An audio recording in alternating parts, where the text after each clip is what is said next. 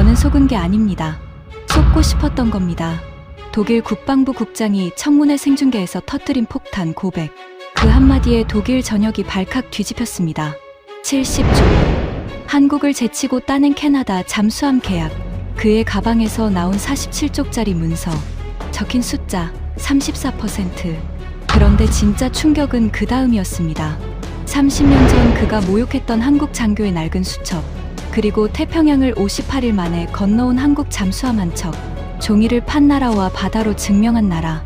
운명이 뒤바뀐 그 전말을 지금부터 공개합니다. 시작하기 전 구독과 좋아요, 그리고 대한민국 파이팅 댓글로 한국을 응원해주세요. 캐나다 헬리팩스 70조 원. 캐나다 건국 이래 가장 큰 단일 무기 도입 사업의 주인이 정해지는 날이었습니다. 잠수함 최대 12척, 앞으로 30년을 함께 가야 하는 계약. 그리고 그 계약의 승자는 한국이 아니라 독일이었습니다. 발표 직후 한국 조선사의 주가는 단 하루 만에 20%가 증발했고 서울증권가는 발칵 뒤집혔습니다. 발표가 끝나기가 무섭게 연회장에서는 샴페인이 터졌습니다. 바로 그 자리에서 저는 마이크를 잡았죠. 그리고 전 세계에서 몰려온 카메라 앞에서 활짝 웃으며 말했습니다. 독일 조선의 세기가 돌아왔습니다. 그 한 문장은 그날 밤 독일 전역의 뉴스 화면을 도배했습니다. 하지만 진짜 이야기는 그 다음부터입니다. 정확히 석 달 뒤, 저는 연방하원 청문회장 앞 복도에 혼자 서 있었습니다. 등줄기로는 식은땀이 흘렀고 제 가방 안에는 34%라는 숫자가 적힌 47쪽짜리 문서가 들어 있었습니다. 그 문서 한 부가 독일 정치권을 발칵 뒤집어 놓았죠. 이기고도 웃지 못한다는 말이 무슨 뜻인지 이 고백을 끝까지 들으시면 아시게 될 겁니다. 제 이름은 디터 크라우스, 61살입니다. 독일 연방 국방부에서 무기 획득을 총괄하던 국장이었습니다. 책상에 앉기 전에는 20년을 바다 밑에서 살았습니다. 유보트, 그러니까 독일 잠수함의 함장이었죠. 바다에서 20년, 서류 위에서 15년. 저는 35년을 독일 잠수함과 함께 늙은 사람입니다. 그런 제가 어쩌다 웃음을 잃었는지 순서대로 말씀드리겠습니다. 그날 헬리팩스의 하늘은 얄미울 만큼 맑았습니다.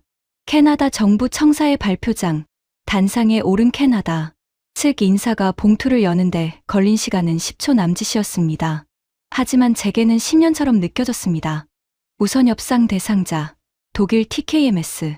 그 발음이 끝나는 순간 우리 대표단 20명은 자리에서 벌떡 일어났습니다. 누군가는 주먹으로 허공을 쳤고 누군가는 옆 사람을 끌어안았습니다. 건조 계약만 24조 원. 부품과 정비, 승조원 훈련에 30년치 수명 주기 비용까지 더하면 70조 원.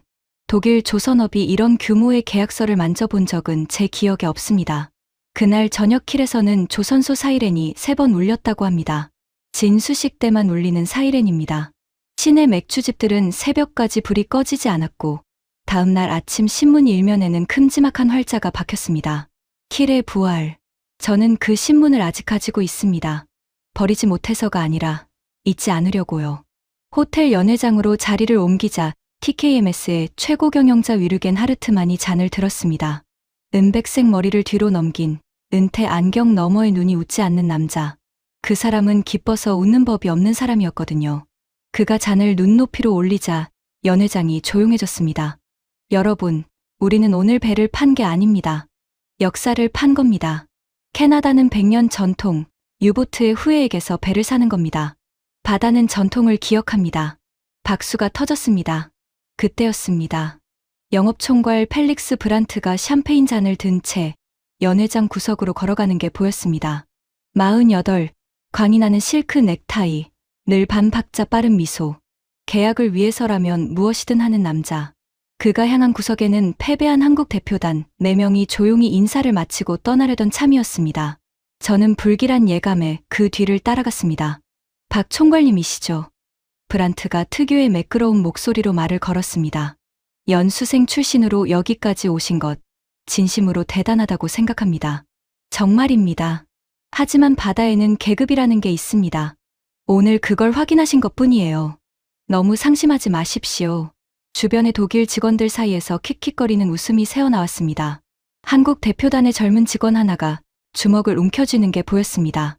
그 순간 맨 앞에 선 남자가 손을 들어 조용히 그를 제지했습니다. 예순쯤 되어 보이는 마른 체격에 도수 높은 안경을 쓴 남자였습니다. 그는 화를 내지 않았습니다. 대신 잔을 천천히 내려놓고 브란트의 눈을 똑바로 보며 이렇게 말했습니다. 좋은 배 만드십시오.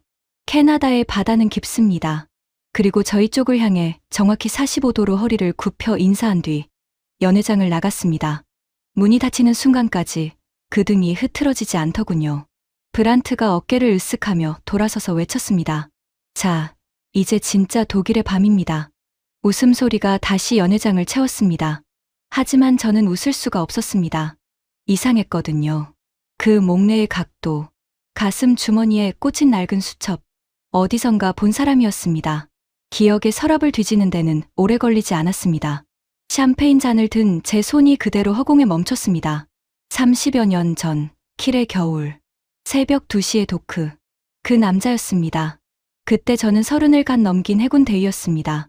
함장 보직을 받기 직전 킬 조선소에 파견되어 있었죠. 임무는 단순했습니다. 독일 잠수함을 사가는 한국 해군 인수단의 연락장교. 쉽게 말해 손님 접대였습니다. 그해 킬의 겨울은 지독했습니다. 발트해에서 불어오는 바람이 영하 6도의 공기를 칼처럼 벼렸고 도크에는 용접 불꽃이 문발 사이로 튀었습니다.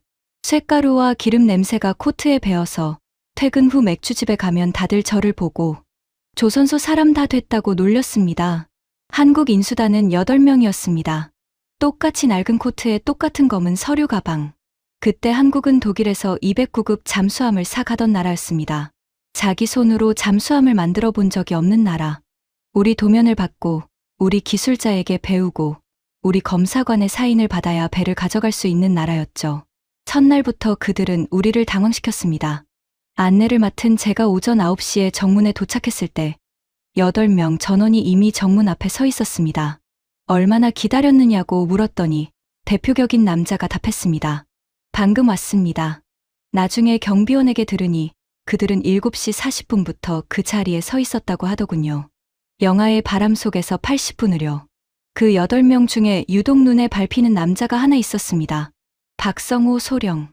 30 초반의 마른 체격, 도수 높은 안경. 그 사람 때문에 경비실에서 민원 아닌 민원이 들어왔습니다. 새벽 2시에 동양 장교 한 명이 아직 도크 옆 사무실에 불을 켜놓고 있다는 겁니다. 가보니 박소령이 우리 점검 목록을 손으로 옮겨 적고 있더군요. 복사기를 쓰게 해달라고 하면 될 것을 그는 항목 하나하나를 자기 손으로 쓰고 있었습니다. 이유를 물었더니 그가 안경을 밀어 올리며 답했습니다.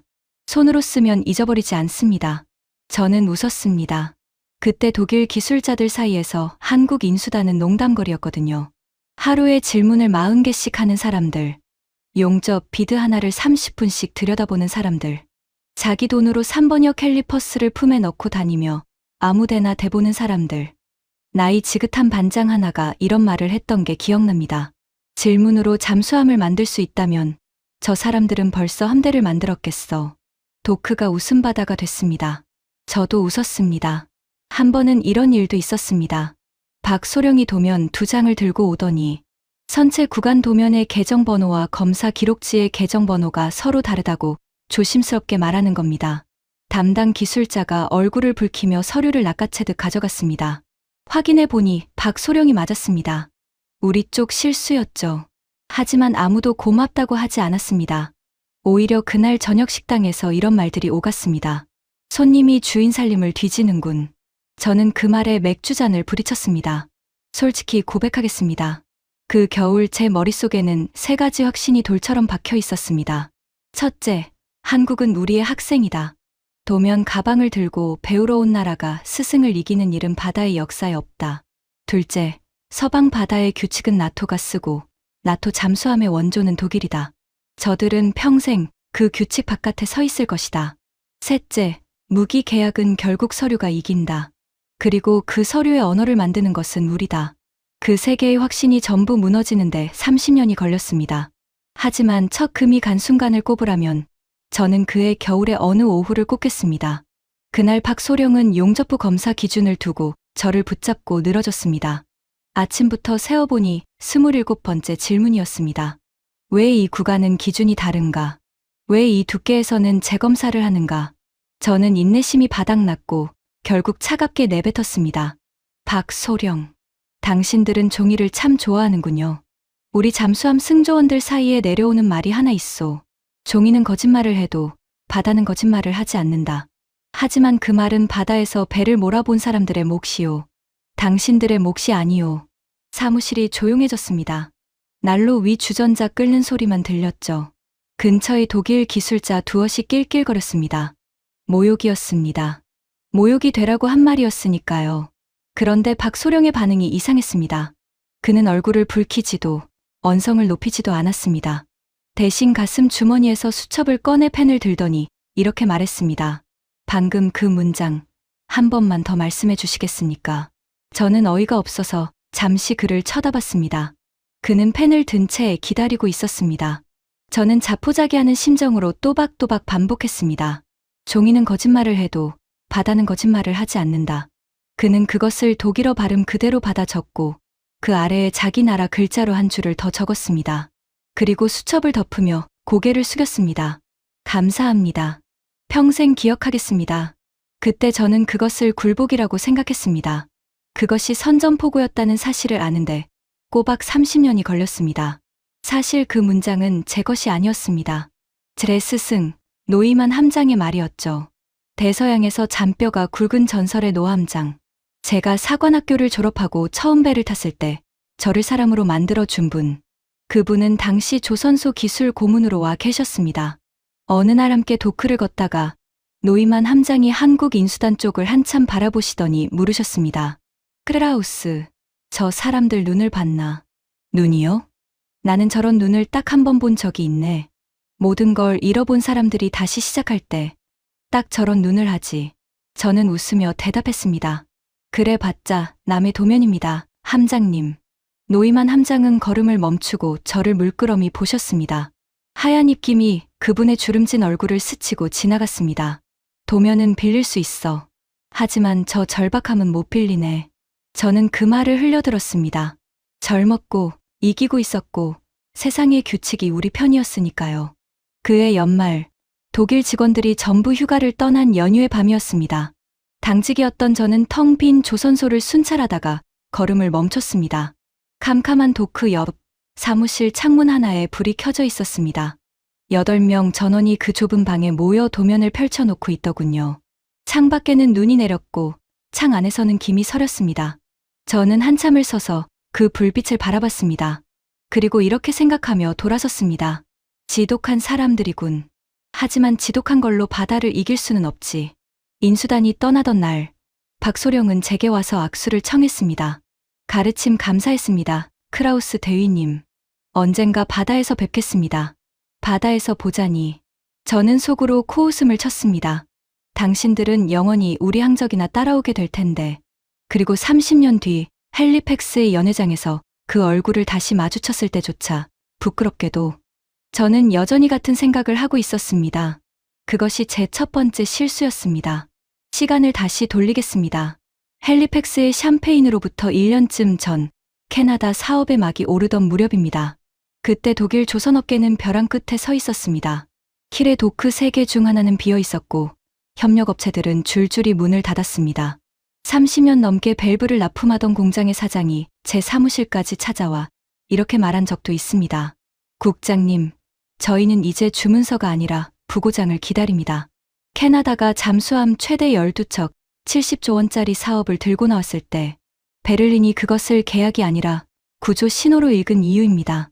이 사업 하나에 걸린 일자리가 3만 개라는 보고서가 총리실 책상에 올라갔습니다. 그리고 그 사업을 정부 쪽에서 총괄할 사람으로 제가 지명됐죠. 전직 잠수함 함장 출신의 획득 국장. 그림이 좋았으니까요. 경쟁은 곧둘로 압축됐습니다. 우리 TKMS의 212CD, 그리고 한국 하나오션의 3,000톤급, 도산한 창호급이라 불리는 배였습니다. 한국 측 제안서를 처음 펼쳤을 때 저는 솔직히 놀랐습니다.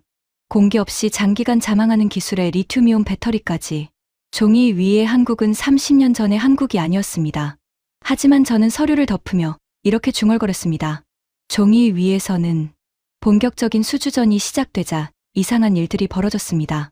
어느 날 캐나다 유력지의 아시아산 잠수함의 용접 품질을 의심하는 기사가 실렸습니다. 출처는 익명의 유럽 방산 관계자. 근거는 어디에도 없었습니다. 저는 다음 전략회의에서 브란트에게 물었습니다. 이 기사, 우리와 관련이 있습니까? 브란트는 넥타이 매듭을 매만지며 웃었습니다. 국장님, 전쟁터에서 날아오는 총알의 출처를 묻습니까? 이기고 나면 아무도 묻지 않습니다. 하르트만이 서류에서 눈을 떼지 않은 채 한마디를 보탰습니다. 품위 있게 갑시다. 단, 이기고 나서. 회의실에 낮은 웃음이 돌았습니다. 저는 항의하지 않았습니다. 그 침묵으로 저는 공범이 되었습니다. 흥미로운 것은 한국 쪽의 대응이었습니다. 그들은 반박 성명 한 줄 내지 않았습니다. 대신 일주일 뒤 자기네 용접 공정의 검사 데이터 전체를 캐나다 측에 공개해버렸습니다. 말이 아니라 숫자로 답한 겁니다. 저는 그 보고를 받고 이유 모를 불편함을 느꼈습니다. 어디서 본 방식이었거든요. 새벽 2시에 도크에서 손으로 점검 목록을 베끼던 그 방식. 승부처는 납기였습니다. 캐나다는 낡은 잠수함들의 은퇴 시계를 보며 초조해했고 첫 배를 최대한 앞당겨 달라고 요구했습니다.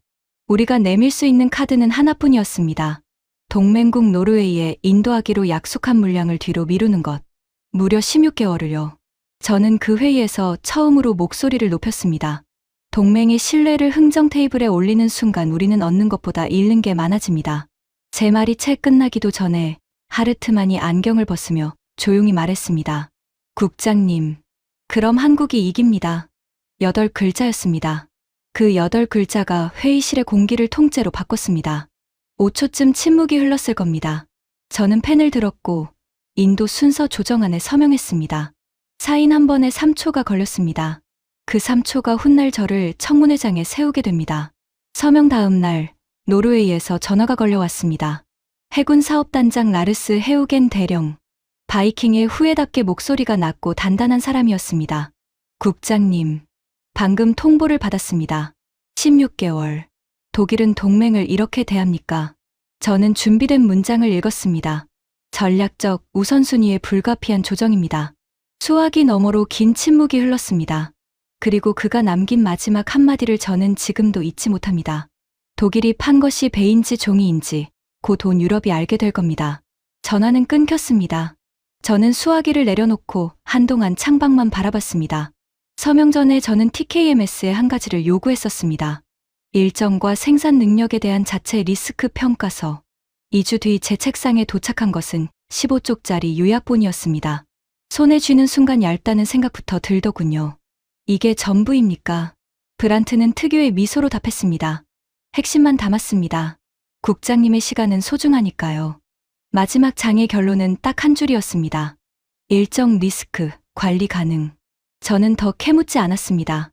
지금 와서 고백하자면 묻지 않은 게 아니라 묻고 싶지 않았던 겁니다.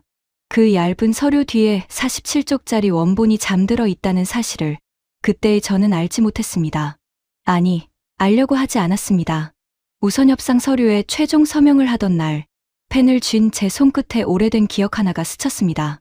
아주 오래전 우리가 그리스에 인도했던 첫 배. 시리운전에서 선체가 왼쪽으로 2.7도 기울었던 배. 인도가 5년 4개월 늦어지며 두 나라의 신문을 도배했던 배. 그리고 그 배의 결제 라인 세 번째 칸에 적혀있던 젊은 실무자의 서명. 디터 크라우스. 저는 그 기억을 마음속 서랍맨 아래 칸에 밀어넣고 자물쇠를 채웠습니다. 그리고 펜을 눌렀습니다. 발표를 몇 주 앞둔 어느 아침에는 정보 보고 한 장이 올라왔습니다.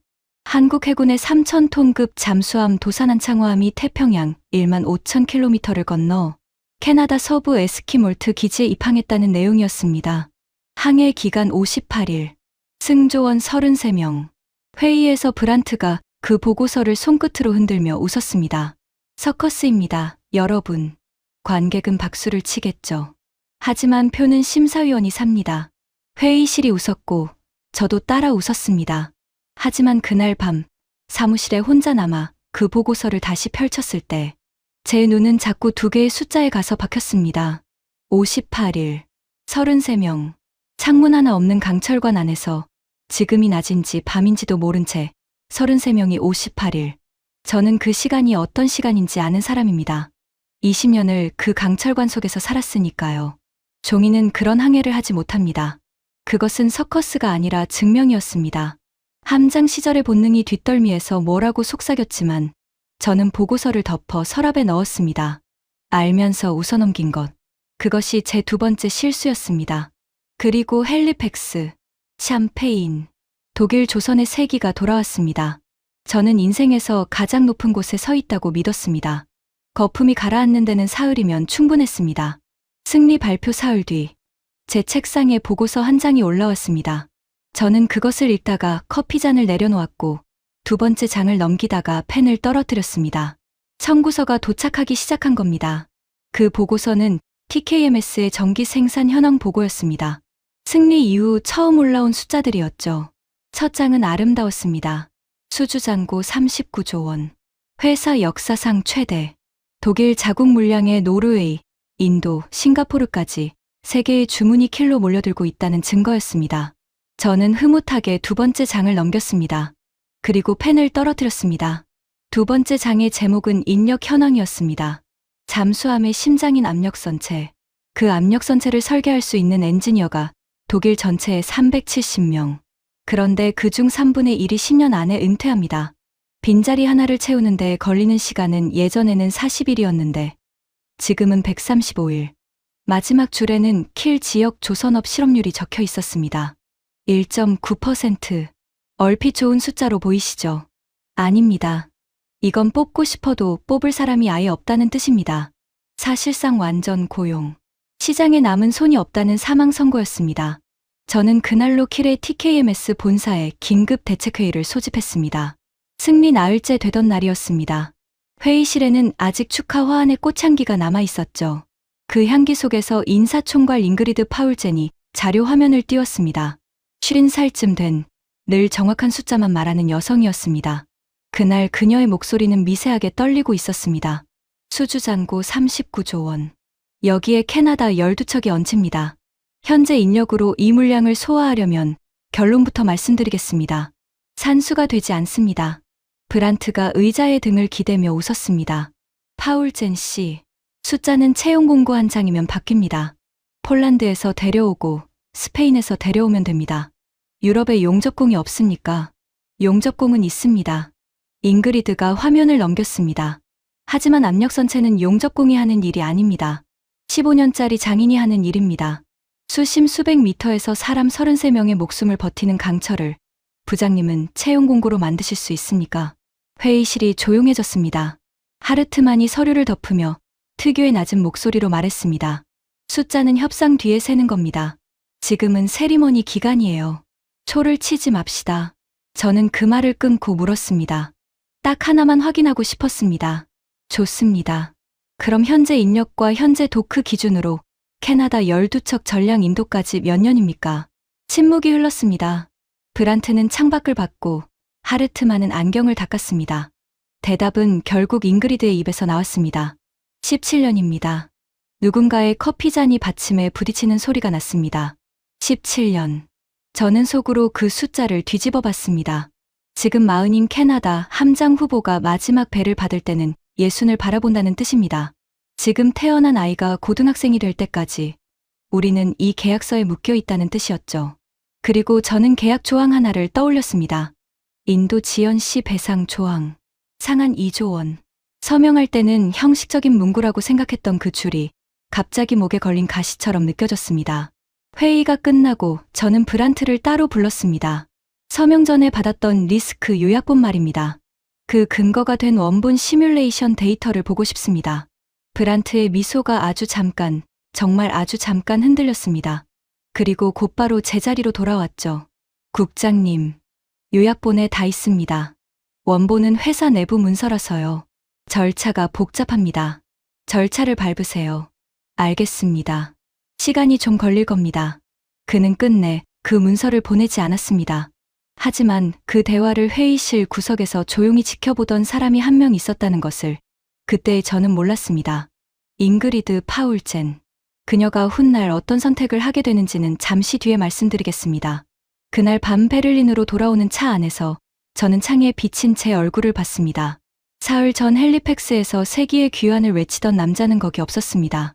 대신 서랍맨 아래 칸에 넣고 잠갔던 기억 하나가 자꾸 자물쇠를 덜컹거렸습니다. 왼쪽으로 2.7도 기울었던 배.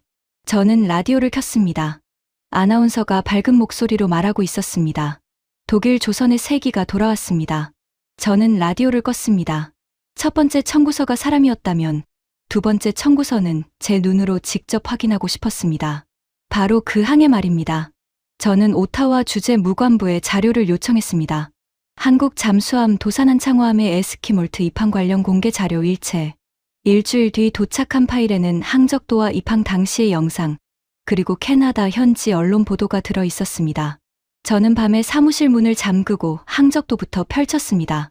진해에서 출발의 괌을 지나고 하와이를 거쳐 캐나다 서부 에스키몰트까지 15,000km, 58일. 저는 그 선을 손가락으로 천천히 따라가 봤습니다. 함장의 손가락은 지도 위에서 거짓말을 하지 못합니다. 적도 부근의 수온, 태평양 한복판의 너울, 보급 없이 버텨야 하는 구간의 길이. 손가락이 하와이를 지날 때쯤 제 등줄기가 서늘해졌습니다. 이 항해는 광고가 아니었습니다. 시험이었습니다. 그리고 최전반은 캐나다가 아니라 태평양이었습니다. 저는 입항 영상을 재생했습니다. 에스키몰트의 부두, 검은 선체가 수면을 가르며 들어옵니다. 함교의 도열한 승조원들, 58일 만에 처음으로 바깥 공기를 마시는 33명의 얼굴은 마르고 창백했습니다. 하지만 경례하는 팔의 각도는 흐트러짐이 없었습니다. 저는 압니다. 창문 하나 없는 강철관 속에서 2달을 보낸 몸이 어떤 상태인지. 낮과 밤의 감각이 지워지고 꿈에서도 기관 소리가 들리는 그 시간을요. 저 각도는 그냥 나오는 게 아닙니다. 저 각도는 훈련이 아니라 자부심에서 나옵니다. 저는 영상을 멈추고 화면을 확대했습니다. 함교 아래 부두에 정장을 입은 백발의 민간인 한 명이 서 있었습니다.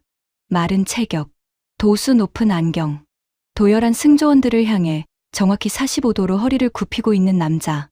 박성우였습니다. 그가 거기 있었습니다.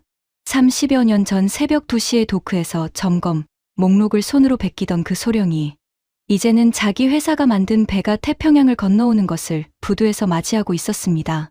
저는 한동안 그 정지 화면을 바라봤습니다. 그리고 제 입에서 저도 모르게 한마디가 새어나왔습니다.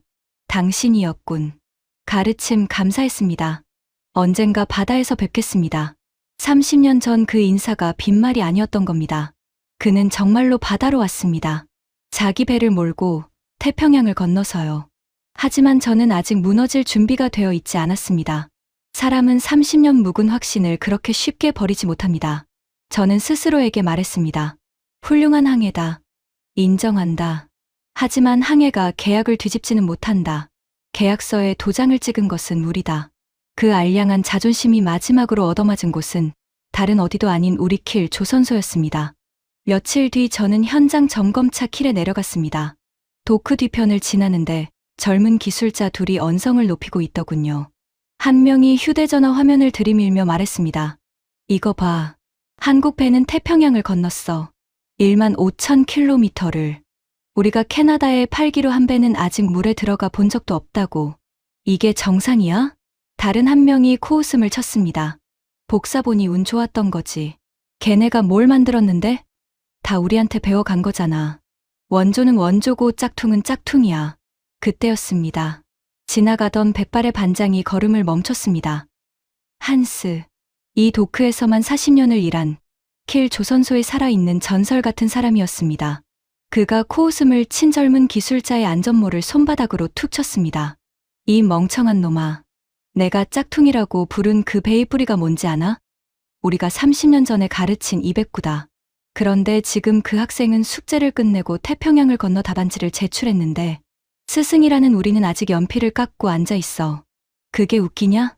나는 무섭다. 젊은 기술자가 얼굴이 벌개져서 뭐라 대꾸하려는 순간 한스가 저를 발견했습니다. 그는 안전모를 벗고 다가와 인사를 하더니 주름진 눈으로 저를 똑바로 봤습니다. 국장님, 마침 잘 오셨습니다. 하나만 여쭙겠습니다. 작년에 제 밑으로 들어온 견습생이 몇 명인지 아십니까? 저는 몰랐습니다. 그가 손가락 2개를 폈습니다. 둘입니다. 나간 숙련공은 9입니다. 둘이 들어오고 9이 나갑니다. 국장님, 저는 40년 동안 이 도크에서 배를 무서워해 본 적이 없습니다. 폭풍도, 마감도, 검사관도요. 그런데 태어나서 처음으로 계약서가 무섭습니다. 배는 저희가 만듭니다. 만들 수 있습니다. 그런데 손이 없습니다. 그는 다시 안전모를 쓰고 도크로 돌아갔습니다. 구분 등이 용접 불꽃 사이로 멀어졌습니다. 저는 그 자리에 한참을 서 있었습니다. 40년짜리 장인이 무섭다고 말하는 계약서에 3초 만에 사인을 한 사람이 저였으니까요. 베를린으로 돌아온 저는 그날 밤 잠을 이루지 못했습니다. 천장에는 자꾸 두 개의 장면이 겹쳐서 떠올랐습니다. 58일 만에 부두에 도열한 33명의 마른 얼굴, 그리고 둘이 들어오고 9이 나간다는 텅 빈 도크. 한쪽은 사람으로 증명했고 한쪽은 사람이 없어서 종이로 약속했습니다. 그런데 계약서는 종이 쪽이 가져갔습니다. 세상이 아직 그 사실을 모르고 있을 뿐이었죠. 그리고 세상이 알게 되는 데는 그리 오래 걸리지 않았습니다. 브뤼셀, 나토 조달 실무회의. 원래는 조용한 자리입니다. 각국 담당자들이 서류를 교환하고 악수를 나누는 커피 냄새가 나는 회의죠. 하지만 그날 회의는 시작 10분 만에 법정이 되었습니다. 노르웨이의 라르스 헤우겐 대령이 발언권을 요청하더니 준비해온 문서를 천천히 펼쳤습니다. 그리고 저를 보지도 않은 채 회의장 전체를 향해 말했습니다. 여기 계신 분들께 묻고 싶습니다. 동맹국에 인도하기로 약속한 잠수함을 16개월 뒤로 미루고 그 도크를 다른 계약에 판 나라가 있습니다. 북쪽 바다에서 그 16개월 동안 우리 승조원들은 낡은 배로 초계를 돕니다. 저는 오늘 그 나라에 공식적으로 묻겠습니다. 당신들이 판 것은 배입니까? 종이입니까? 30개의 시선이 일제히 저를 향했습니다. 저는 등줄기에 땀이 흐르는 것을 느끼며 준비된 문장을 읽었습니다. 전략적 우선순위의 조정이었으며 동맹의 안보 공백을 최소화하기 위한 보안 방안을 마련 중입니다. 제 목소리가 저에게도 낯설게 들렸습니다. 종이를 읽는 목소리였으니까요. 그때 폴란드 대표가 서류를 정리하며 혼잣말처럼 중얼거렸습니다. 우리는 스웨덴을 골라서 다행이군. 낮은 웃음이 회의장을 훑고 지나갔습니다. 공개 처형이란 이런 것이구나. 저는 생각했습니다. 총성도 없고 피도 없는데 서 있는 사람의 무언가가 확실하게 죽는 자리 말입니다. 회의가 끝나고 복도에서 헤우겐 대령이 저를 기다리고 있었습니다. 가까이서 보니 눈가에 피로가 짙게 깔려 있더군요. 그가 낮은 목소리로 말했습니다. 크라우스 국장, 나는 당신 개인을 미워하지 않소. 당신도 함장이었다고 들었소. 그럼 알 것 아니오. 바다에서 약속을 어긴 배가 어떻게 되는지. 육지에서는 변호사가 지켜주지만 바다에서는 아무도 지켜주지 않소. 저는 대답할 말을 찾지 못했습니다. 그가 떠나기 전에 마지막으로 덧붙였습니다. 우리 해군에는 젊은 함장이 하나 있소. 3배를 받으면 첫 함장이 될 친구였지. 인도가 밀렸다는 소식을 듣던 날, 그 친구가 뭐라고 했는지 아시오? 아무 말도 안 했소. 그냥 낡은 배로 돌아가서 야간 초계를 나갔소. 그게 군인이요. 그리고 그 군인을 종이 한 장으로 바다에 세워둔 게 당신들이오. 그날 밤 호텔로 돌아온 저는 미니바의 술병을 꺼냈다가 도로 넣었습니다. 취해서 잊을 자격도 없다고 생각했거든요. 베를린으로 돌아온 다음 날에는 전화가 한 통 걸려왔습니다. 그리스 해군의 코스타스 준장. 오래전 그 배, 그러니까 2.7도 기울었던 그 배의 인수 실무를 맡았던 사람입니다. 세월이 흘러 이제는 준장이 되어 있었죠. 그는 인사도 없이 본론부터 꺼냈습니다. 뉴스를 봤소, 크라우스. 캐나다가 아주 부럽더군. 준장님, 우리는 첫 배를 5년 4개월 기다렸소. 기억하시오? 시운전 날 부두의 해군 가족들이 다 나왔었지. 아이들은 종이 깃발을 흔들었고, 그런데 배가 왼쪽으로 2.7도 기울어 있었소. 2.7도. 육안으로도 보였지.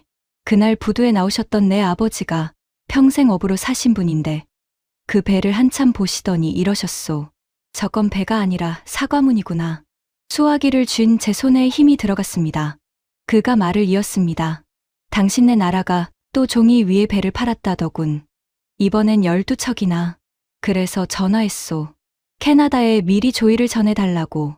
우리는 5년 4개월이었는데 12척이면 몇 년일지 궁금해서 말이오. 전화는 끊겼습니다. 저는 수화기를 든 채 한참을 앉아 있었습니다. 창밖으로 해가 지고 있었습니다. 그리고 저는 결국 30년 동안 한 번도 하지 않았던 일을 했습니다. 주말에 차를 몰고 킬 근교의 라보에로 간 겁니다. 바다가 내려다 보이는 언덕, 해군 전몰자 기념탑이 서 있는 곳.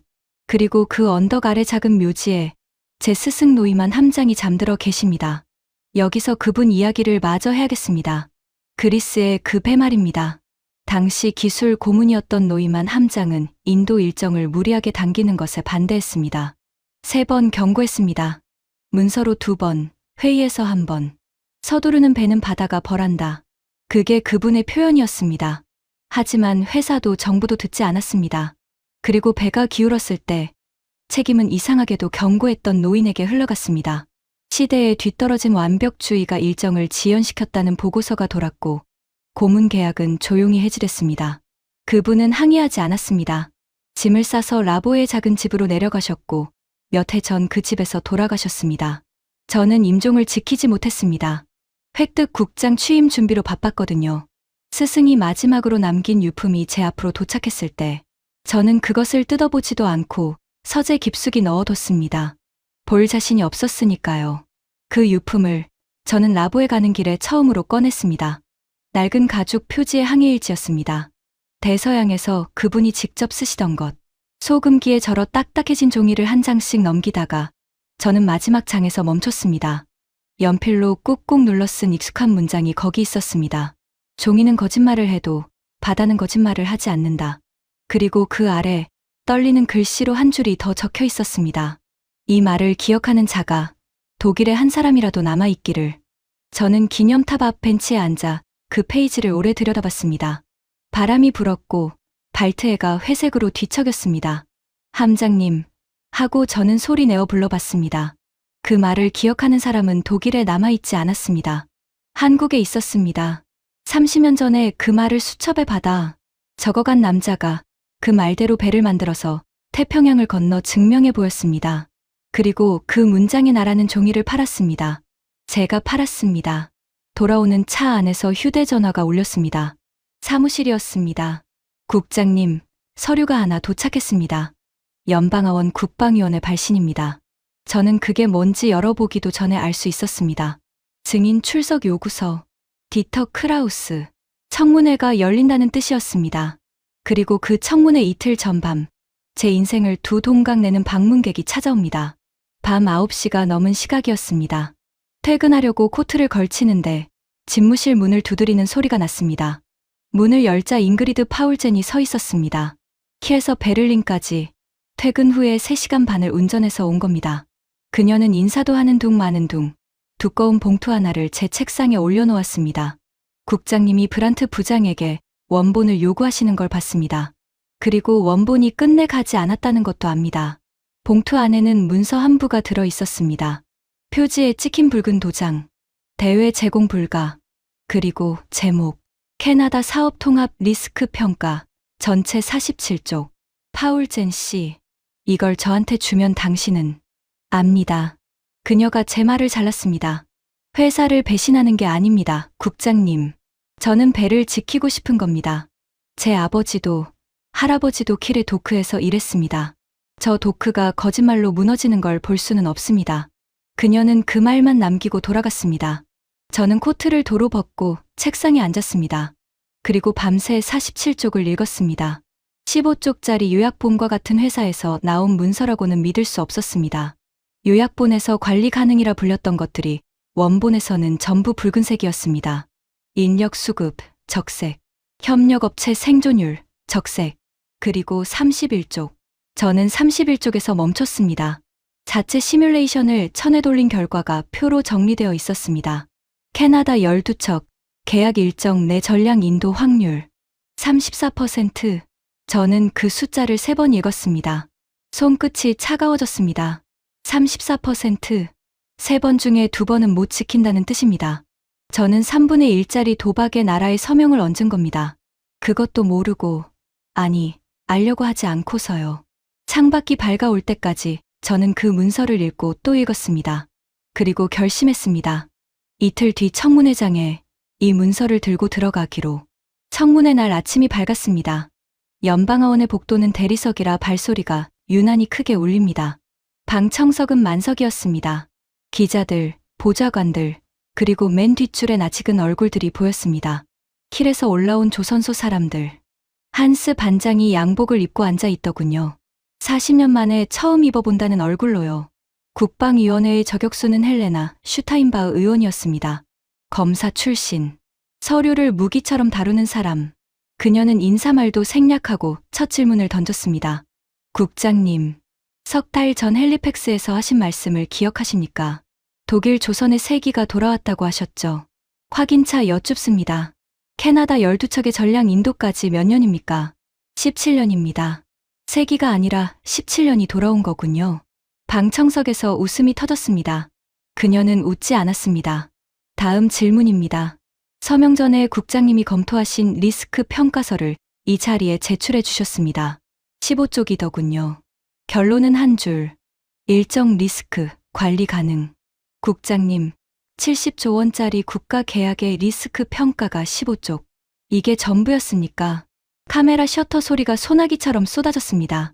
저는 마이크를 잡았습니다. 손바닥이 젖어 있었습니다. 이마에서 흘러내린 땀이 관자놀이를 타고 내려가는 게 느껴졌습니다. 머리를 감싸 쥐고 싶은 충동을 참는데 남은 힘을 전부 썼습니다. 여기서 저는 거짓말을 할 수도 있었습니다. 회사가 준 게 그것뿐이었다고, 저는 몰랐다고, 모든 것을 브란트에게 밀어버릴 수도 있었습니다. 그 문장들이 목구멍까지 올라와 있었습니다. 그때 방청석 맨 뒷줄에 한스와 눈이 마주쳤습니다. 40년 동안 배를 무서워한 적 없다던 남자. 그리고 제 가방 안에는 3시간 반을 운전해온 여자가 놓고 간 47쪽이 들어 있었습니다. 저는 가방을 열었습니다. 아닙니다, 의원님. 전부가 아니었습니다. 저는 문서를 꺼내 단상에 올려놓았습니다. 장내가 술렁이기 시작했습니다. 제가 서명 전에 받은 것은 15쪽이 맞습니다.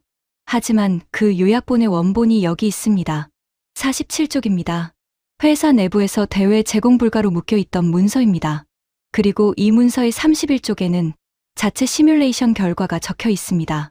저는 그 페이지를 펼쳐 읽었습니다. 제 목소리가 마이크를 타고 홀에 울렸습니다. 캐나다 사업 전량, 계약 일정 내 인도 확률 34%. 그 순간을 저는 평생 잊지 못할 겁니다. 장내가 발칵 뒤집혔습니다. 기자들이 일제히 일어났고 위원장이 의사봉을 두드렸고 누군가는 벌써 속보를 치고 있었습니다. 슈타인바흐 의원조차 잠깐 말을 잃었더군요. 그녀가 안경을 고쳐 쓰고 물었습니다. 국장님은 서명 당시 이 34%를 알고 계셨습니까? 몰랐습니다. 하지만 그것이 변명이 될 수는 없습니다. 요약본이 얇다고 느꼈으면서 더 요구하지 않았습니다.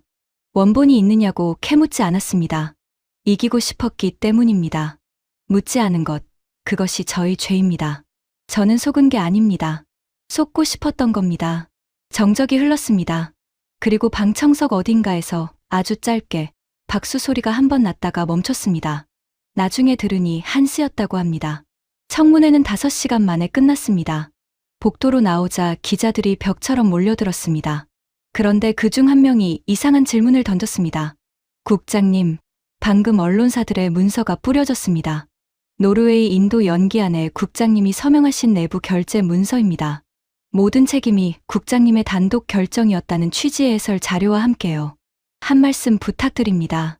저는 그 기자가 내민 사본을 받아 들었습니다. 그리고 문서 오른쪽 아래 구석의 발급 관리 번호를 봤습니다. 저는 그 번호 체계를 압니다. 수없이 봤으니까요. TKMS 영업총괄실 발급본이었습니다. 브란트. 제가 청문회장에서 47쪽을 꺼내는 순간 그는 이미 저를 버릴 준비를 하고 있었던 겁니다. 아니, 어쩌면 처음부터요. 얇은 요약본을 제 책상에 올려놓던 그날부터 저는 파트너가 아니라 방패였던 겁니다. 일이 틀어지면 앞에 세워놓고 버릴 방패. 이상하게도 화가 나지 않았습니다. 대신 아주 차가운 것이 등뼈를 타고 내려갔습니다. 저는 기자들에게 딱 한 문장만 남기고 걸어 나왔습니다. 문서의 출처를 확인해 보시죠. 흥미로우실 겁니다. 브란트가 몰랐던 게 하나 있습니다. 방패에도 눈이 있다는 것. 그리고 30년 넘게 서류를 만져온 방패는 서류가 어디서 왔는지 냄새로 안다는 것 말입니다. 청문회 다음 날부터 독일은 그야말로 벌집이었습니다. 신문 일면마다 34라는 숫자가 박혔습니다. 34%의 도박, 47쪽의 진실. 방송에서는 밤마다 토론이 붙었고 킬의 노동조합은 진상규명을 요구하는 성명을 냈습니다. 하지만 진짜 지진은 독일 바깥에서 왔습니다. 일주일 뒤 리야드발 속보가 떴습니다.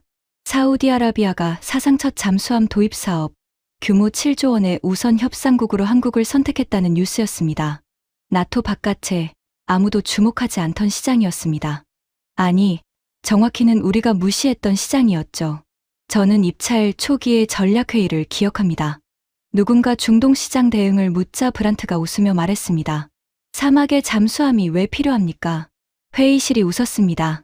그 사막이 7조 원짜리 바다가 되어 한국의 손을 잡은 겁니다. 사우디 측 발표문에는 이런 문장이 있었습니다. 우리는 서류가 아니라 실적을 샀다. 태평양을 건넌 배는 사막의 신뢰도 건넌다.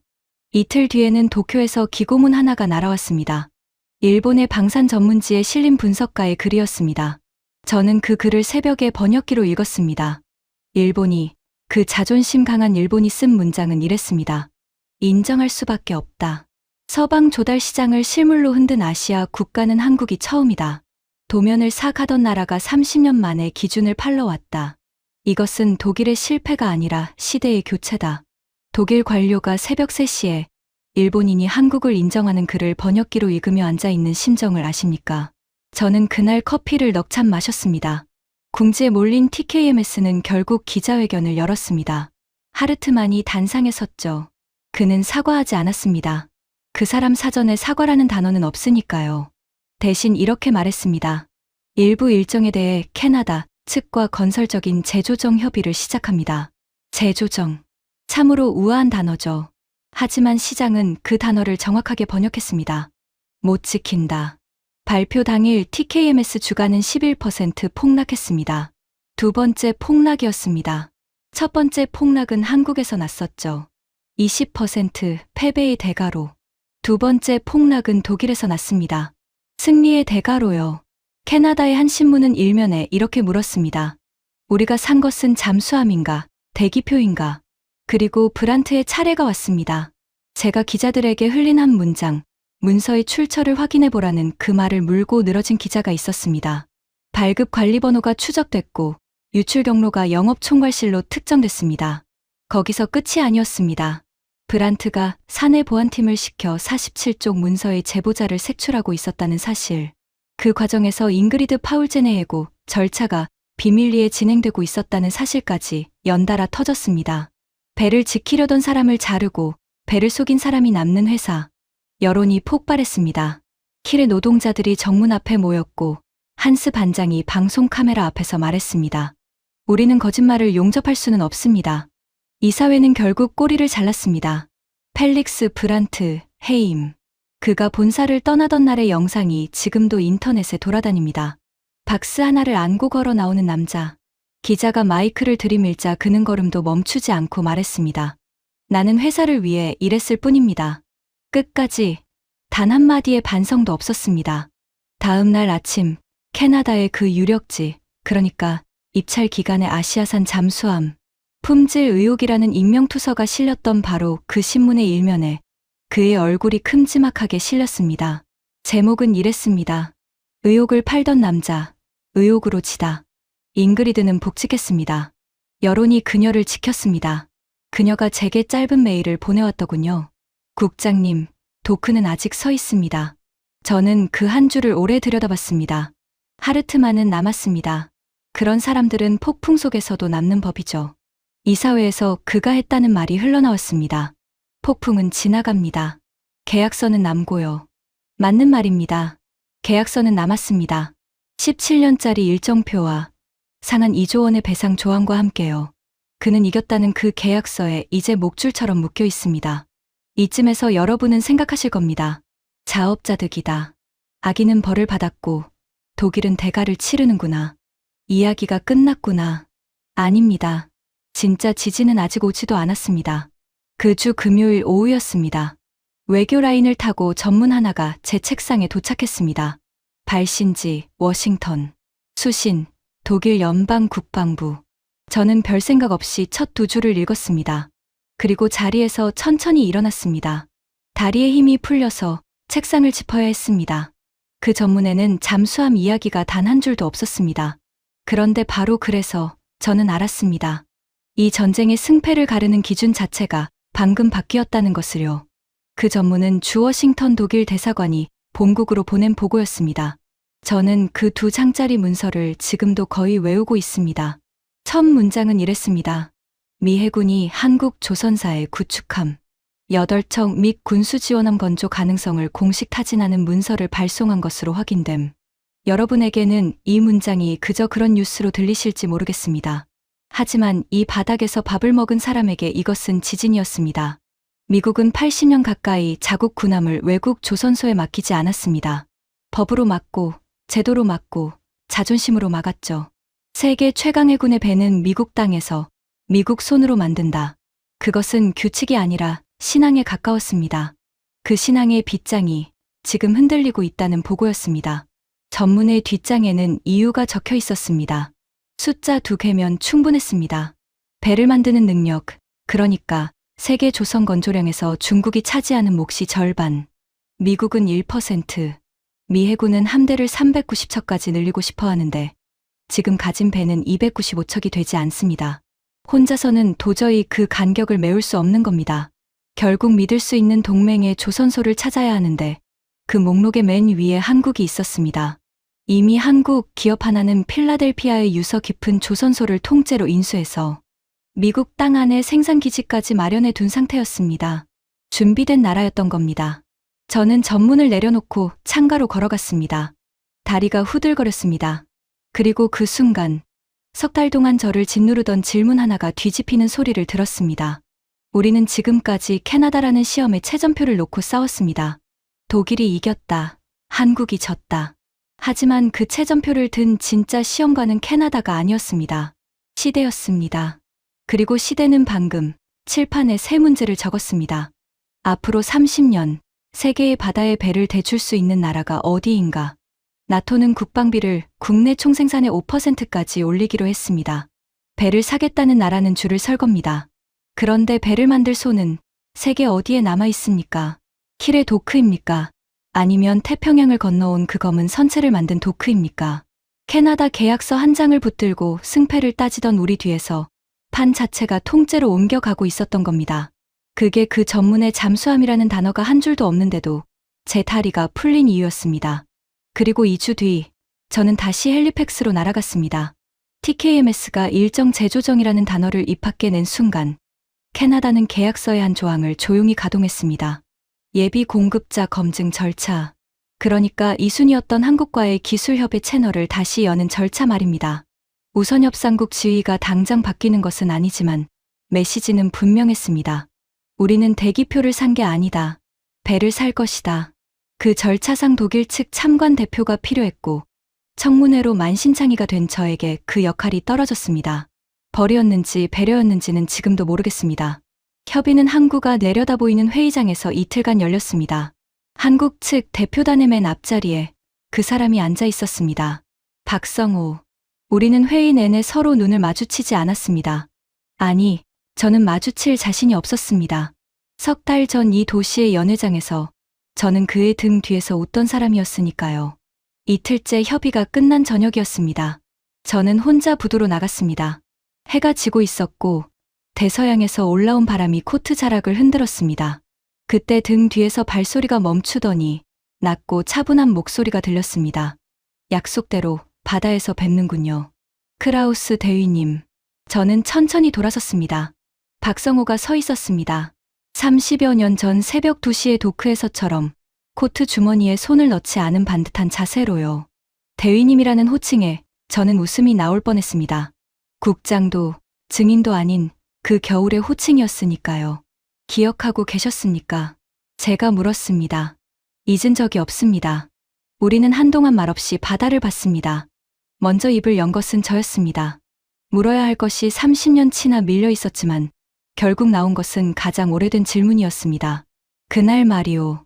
내가 그 말을 던졌을 때 종이는 거짓말을 해도 바다는 거짓말을 하지 않는다. 당신들 몫이 아니라고 했을 때 왜 화를 내지 않았소? 박성호는 대답 대신 코트 안주머니에서 무언가를 꺼냈습니다. 수첩이었습니다. 모서리가 달아 둥그러지고 표지는 테이프로 2번을 덧댄 작고 낡은 수첩. 그가 익숙한 손길로 한 페이지를 펼쳐 제게 내밀었습니다. 30년 전의 잉크가 거기 있었습니다. 독일어 문장 하나, 그리고 그 아래 제가 읽지 못하는 한국 글자 한 줄.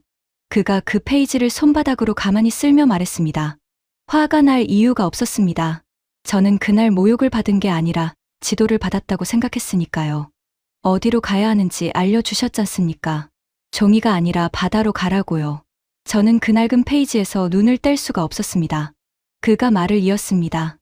이 문장은 지금 저희 회사 신입사원 교육 첫 시간에 칠판에 적힙니다. 저는 매번 이렇게 덧붙입니다. 이 말을 우리에게 처음 가르쳐 준 것은 독일이었다고. 그래서 저희는 배를 만들면 바다에 물어봤습니다. 이번에도 물어보러 갔던 겁니다. 태평양에게요. 58일 걸렸습니다. 바람이 불었고 저는 잠시 눈을 감았습니다. 목 안쪽이 뜨거웠습니다. 61살의 사내가 부두에서 울 수는 없으니까요. 하지만 목소리가 떨리는 것까지는 감출 수 없었습니다. 박 선생, 정직하게 말하겠소. 그날 그 말은 가르침이 아니었소. 모욕이었소. 모욕이 되라고 던진 말이었소. 그런데 당신은 그걸 주워서 나침반을 만들었구려. 30년 동안 내가 그 문장을 명함처럼 쓰고 다닐 때 당신은 그 문장대로 살았소. 저는 허리를 굽혔습니다. 45도. 30년 전 그가 우리에게 하던 각도로요. 미안하오. 그리고 고맙소. 박성우는 당황하며 저를 일으켰습니다. 그리고 그날 저녁, 저는 30년 묵은 이야기 하나를 처음 들었습니다. 인수단이 키를 떠나던 날, 백발의 독일 함장 한 분이 조용히 다가와 8명 모두와 악수를 했다는 겁니다. 그리고 이렇게 말했다고 합니다. 자네들 눈이 마음에 드네. 바다는 결국 눈이 맑은 쪽의 편을 드는 법이야. 노이만 함장이었습니다. 저는 그 자리에 없었습니다. 스승은 30년 전에 이미 다 보고 계셨던 겁니다. 제가 코웃음을 치는 동안 그분은 바다가 누구 편을 들지 알고 계셨던 거죠. 그분은 어떻게 지내십니까? 박성호가 물었습니다. 몇 해 전에 돌아가셨소. 바다가 보이는 언덕에 계시오. 박성호는 잠시 눈을 감았다가 바다를 향해 고개를 숙였습니다. 그리고 낮게 말했습니다. 저희가 만든 배가 태평양을 건넌 걸 그분은 아셨을 겁니다. 바다는 다 이어져 있으니까요. 저는 그 말에 끝내 고개를 돌렸습니다. 어두워진 대서양 위로 항구의 불빛이 하나둘 켜지고 있었습니다. 30년 전 킬의 겨울, 텅 빈 조선소에서 홀로 불을 밝히던 그 작은 창문처럼요. 그때 저는 그 불빛을 보고 돌아서며 생각했었습니다. 지독한 걸로는 바다를 이길 수 없다고. 틀렸습니다. 바다는 지독한 쪽의 편이었습니다. 지독하게 정직한 쪽의 편이요. 베를린으로 돌아온 저는 재임 중 마지막 보고서를 썼습니다. 국방위원회에 제출한 최종 의견서. 언론에도 공개된 그 문서의 마지막 문단을 저는 이렇게 맺었습니다. 우리는 계약서를 이겼고 그들은 바다를 이겼습니다. 계약서는 파기될 수 있고 재조정될 수 있고 배상으로 끝날 수 있습니다. 하지만 바다에서 얻은 신뢰는 그 어떤 조항으로도 회수되지 않습니다. 본 국장은 서명 전에 물어야 할 것을 묻지 않았습니다. 속은 것이 아니라 속고 싶었던 것입니다.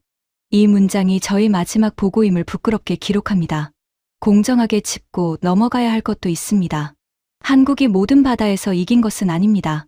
폴란드는 스웨덴의 배를 골랐고 인도네시아는 프랑스로 방향을 틀었습니다. 서방 시장에는 오래 함께 쓴 실적이라는 보이지 않는 벽이 있고 그 벽은 진짜입니다. 하지만 제가 이 두 눈으로 확인한 것은 그 벽이 지금 옮겨지고 있다는 사실입니다. 사우디의 7조 원이 그 증거이고 워싱턴의 전문이 그 증거입니다. 벽은 무너지는 게 아니라 이사를 갑니다.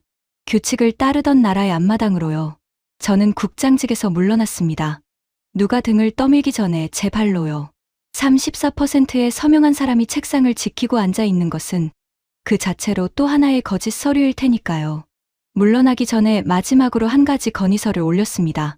젊은 해군 장교와 조선 엔지니어들로 연수단을 꾸려 한국의 거제와 진해로 보내자는 아니었습니다. 30여 년 전 낡은 코트의 8명이 킬의 겨울을 견디며 배웠던 것처럼 이번에는 우리가 배우러 가자고요. 반대가 많았습니다. 자존심 상한다는 겁니다. 저는 회의에서 딱 한마디로 답했습니다. 자존심은 도크에서 나오는 게 아니라 바다에서 나옵니다. 건의는 통과됐습니다. 첫 연수단 12명이 출국하던 날, 저는 공항에 나갔습니다. 그리고 한 사람 한 사람에게 작은 선물을 하나씩 쥐어줬습니다. 수첩이었습니다. 아무것도 적히지 않은 새 수첩. 어리둥절해하는 젊은 친구들에게 저는 30년 전 어느 한국 소령의 말을 그대로 전했습니다. 손으로 쓰면 잊어버리지 않는다네. 그리고 지난 주말 저는 다시 라보에 다녀왔습니다. 스승의 묘 앞에 항해일지를 펼쳐놓고 소리 내어 보고를 드렸습니다. 함장님, 그 말을 기억하는 사람이 독일에 없다고 하셨죠. 정정하겠습니다. 그 말은 태평양을 건너가 함대가 되었고 이제 다시 이쪽으로 건너오는 중입니다. 12명이 수첩을 들고 배우러 갔습니다. 늦었지만 아주 끝난 것은 아닌 모양입니다. 바람이 언덕에 풀을 눕히고 지나갔습니다. 저는 그것을 대답으로 듣기로 했습니다. 이제 처음의 질문으로 돌아가겠습니다. 한국을 제치고 웃던 독일은 왜 지금 웃지 못하는가? 여러분은 이제 아실 겁니다.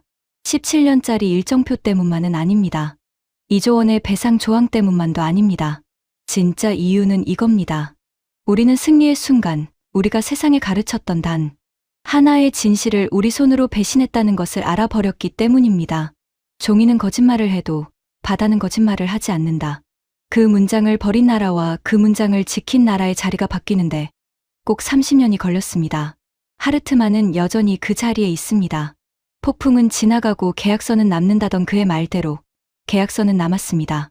17년 동안 해마다 이자처럼 돌아오는 인도 기한과 함께요. 그는 요즘 사진 기자들 앞에서 웃지 않습니다. 웃을 자격은 서명으로 얻는 게 아니라 바다에서 버는 것임을 이제는 그도 알 테니까요. 마지막으로 이 이야기를 왜 하는지 말씀드리겠습니다. 저는 요즘 킬의 작은 강의실에서 젊은 엔지니어들을 가르칩니다. 첫 시간마다 칠판에 그 문장을 적습니다. 그리고 이렇게 덧붙이죠. 이 문장을 30년 동안 가장 잘 지킨 나라는 독일이 아니었다. 너희는 그 사실을 잊지 말고 그 나라처럼 살아라. 학생들이 묻습니다. 그 나라가 어디입니까?